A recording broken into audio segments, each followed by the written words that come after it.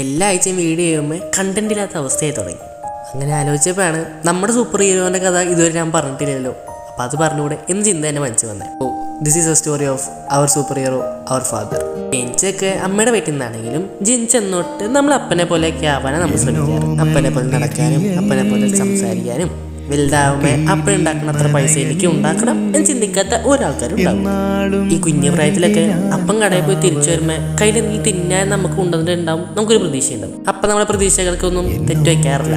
ചിലപ്പോൾ അതിനപ്പം മറന്നു പോയിട്ടുണ്ടെങ്കിൽ കരച്ചിലായി പിച്ചിലായി പിന്നെ അപ്പനെ അടുത്ത് പോയി വാങ്ങിയിട്ട് കൊണ്ടുവരാൻ തന്നെ പറയും. നമ്മുടെ ചെറുപ്രായത്തിൽ നമ്മുടെ അപ്പം ഭയങ്കര പാവാന്ന് നിങ്ങൾക്ക് തോന്നിയിട്ടുണ്ടാവും. നമ്മൾ വലുതാവാനനുസരിച്ചിട്ട് നമ്മുടെ അപ്പനും സീരിയസ് ആയി തുടങ്ങിയിട്ടുണ്ടോ എന്നൊക്കെ തോന്നാറില്ല. എനിക്ക് തോന്നിയിട്ടുണ്ട്.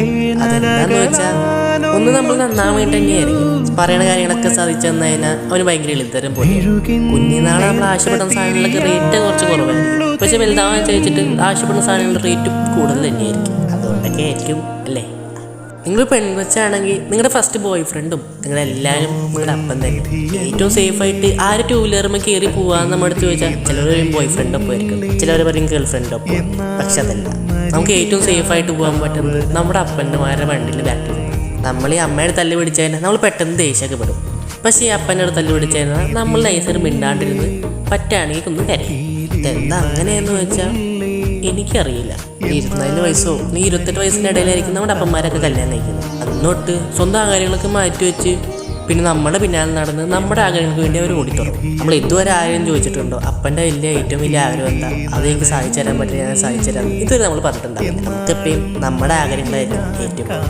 ഈ ഒരു ദിവസം പോലും മുടങ്ങാണ്ട് ജോലിക്ക് പോയി വീട്ടിലത്തെ ലോണും കടങ്ങളൊക്കെ സ്വന്തം പൈസ അടച്ച് ഇതിൻ്റെ ബുദ്ധിമുട്ട് മാക്സിമം നമ്മൾ അറിയിക്കാണ്ട് നമ്മുടെ അമ്മമാരെയും നോക്കുന്നുണ്ടെങ്കിൽ നമ്മുടെ അപ്പന്മാരല്ലേ നമ്മുടെ സൂപ്പർ ഹീറോ.